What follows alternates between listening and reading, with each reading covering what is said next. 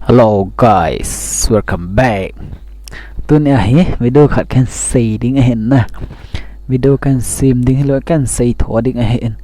Hi can say ding chu pham ti a hi le. Ka gam len thanup na lama zan khat gam la gen thei ken tho in langa yong in sung mi ho bung mi te kasu lung gim na thu chu can say de he a. Ti he ke he. Sakap kakap khalowang gam leng thanom mi ka hin na hi ja chu Friday ni langa chan gam lenga ka chin ka gam len na chu agam la thimen na songjang gam khellanga milong kho jong ki gal mo tan na kho milong kho ki gal mo tan ka chin langa chu allo dia lo ho jong chunai cha hi tan na hilanga chu gam lenga ka chin na chu kom hi chu kom hi a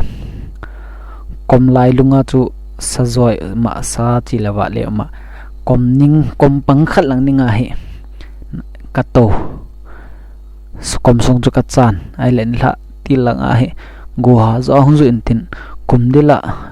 mala to dila go zu ai wanga chu kato na go chu ka thu kang hela gong phat na kato lung mong chan la kato a sa ka chan jeng le hong mo mong talo Japana chu tors ka ga kho ba entin le kato na kom ka gal ja ma chu tors hung ki kho ki na ta chu milong ho ham kol ho ham la ki hetalo na nan ke ni chu ka ke to hon lo wanga chu kom sung kha chu kana chan khom han kom kha chu ka chan khom hana kato no jong ke nai cha hina ka khet to hon lo wanga chu upai talo sa hong jong la man ki kho tha kin ki kho dham na kinai cha kana to hon kana ke to han lo kom sung kha kana chan khom hon e pha na chama dinga jong kan talo ke dinga jong kan talo kyo in langa dinga kong ki le do le ma jong chu milong gam langa phaili lang chu zon su in kolam milong ma chu ke point ke khong ki le in ale amat na lai ji chun ka chin lang chu sai gu si lang kati na kyon hilanga kona chu to chingjang lang zuna chingjang langa kumla ri kati le kal chingjang lang ka zut masanga he sagosi langa kona chu sagosi langa chu loi joi tambe sa lampi chu khol mo na lampi chu khol mo intin hi pa na chu thingkul lin ta khachunga ka kal do ai le in lang chu kan gal mo ta chu in lang kan gal mo pha na kho mi khat kan fana go lang khan ka lam ka gil ke le tan lampi jong ka ki hol mo in lampi jong ka ki hol mo in hi wang thingulung in lang to a hin kan gal mo tai lampi kan ki hol do ki de tai kong su de tai ka tin na hi jo wa chu mon chom zu na langa konas kum thla de ka ti hen lampi kang lam jong chu tam tho a he wang kang lam chong chu ka zui de ka zon de ka zui de pon gamla chu ka chi chia mol ho ka kal mol ka kala kuna ka kum ti chu ka zul ka kal la ka kum le eng lam ka chi na wang cha nom point na ale mon kha ka pha chun tingling la ta hen hi tingling la ka pha chun ka kyang ko zi lang hi ato hong leng la tan na kyang ko to zi lang hong leng la tan kyang keu ka hitan kyang keu ka hi chu cha chu zan ai tai o zan punggit ma khai pungku lang ai tai cha chu ha ka sa be sen ten kyang keu hi to zan no ya tingling la gung ling la chu vale le cha ha phana gi dan dik ti tan na phone battery ang kinelo 11% se ka nei chu ka man di pha ko on ji atanga chu ka off ji ka on in tin la newa amlo ya chu all ola ka ke tholle a newa ka hole mun khana na ana athem khat jang ni hung menten hi cha chen langa ka phu kan fon a khongge dan de tai ka ti ka keu ho han le umna kum na chun net hoi lo ya ma yang cha za chit lo hiding a hen ken za chit na ka koi ya cha phone ka koi kina switch off ka koi kit ta ken lung mong sela ko ta cho in langa ki he sa ta ka ti ai wanga in langa cha an he na za chit lo hen ten kum na ne wa hoi lo ja chu he pha na cho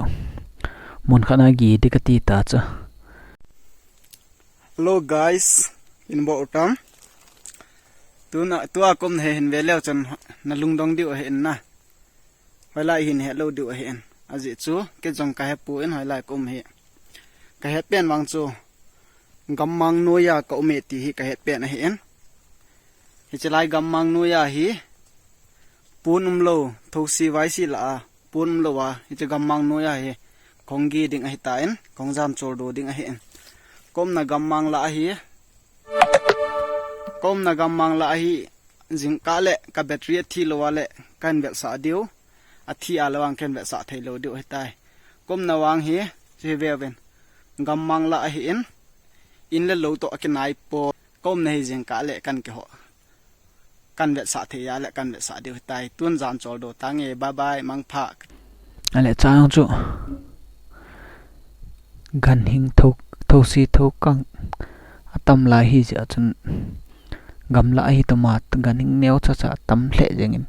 I mo na te chu ke sei pon na ke mo thei di lo ri pha na chum khong ki tholle ki nen cha chun mun khat na hen cha ga sei no khat cha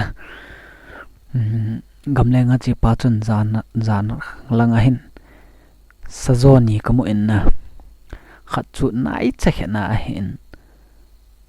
nai cha khena kamu en kap de kati la kalel to sajo ma ka vela niau ka sathimin na aniau ji az ka kap lo he cheu zo chun thingphung sang thim khat na hin alin khat kamu en sajo lin khat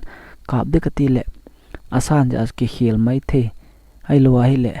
ki khai lang ka kap thlan ma jong le achu na ding la na ding ji ka vel le a ha de dan chu kalel to hi le zan khang jang lai hi ta hi le kyang kyo khi ke ta hi le ja ka kap lo Hello guys, kapuma ka thlop min kom nai mol chungma hi le adap be se jingen upa am lo pha na me ka kiti ai ta en tu a he pung khat ai ta ye pung khat heng gammang no ya me chi ka ke oi ai tai upa am ta lo ni mo na wang ki sai poi tap le yenge pung khat hling tai Nãy bằng cái dầm này tè bốn lợm lâu thình nuôi số nuôi thốn lâu tụi hén buông khát mà khải hết tài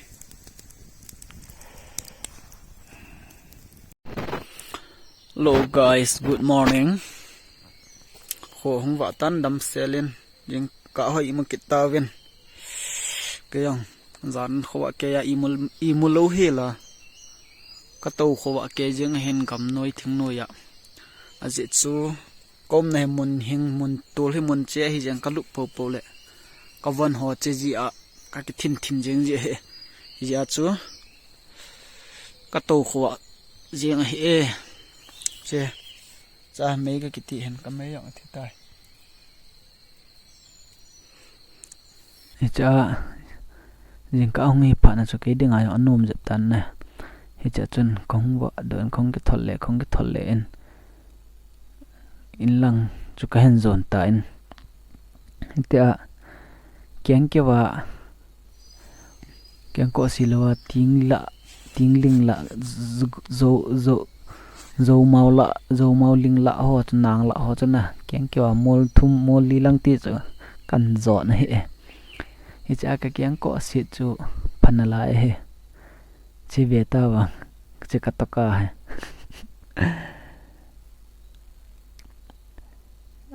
aning tinna ko na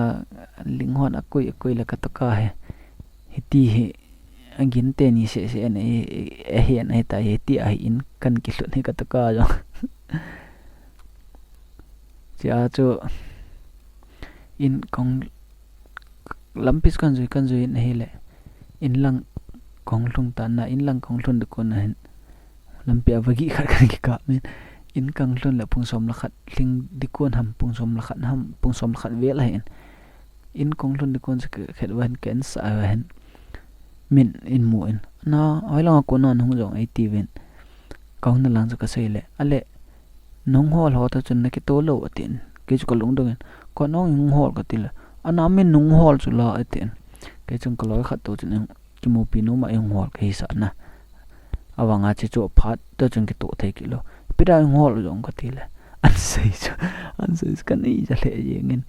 kan ni jong an za en ai wanga khala agela ka ki phalam da min sung mi ka su lungim dan hobung mi ka su lungim dan ka ki phalam le yengin awanga jala sei dila talo na pe tia chu ija chu kagam len thanup ja jan khan gen the khwa ke ya gen the ka thon hobung mi ka su lungim in sung mi ka su lungim na pe le ta chaina ga sei nom chu hobung mi khusung mi engai lu a ilungim pi a thala jung senga ke dinga ilungim pi ho zo se na chung chi wa ka ke pa e dis kan se he bye bye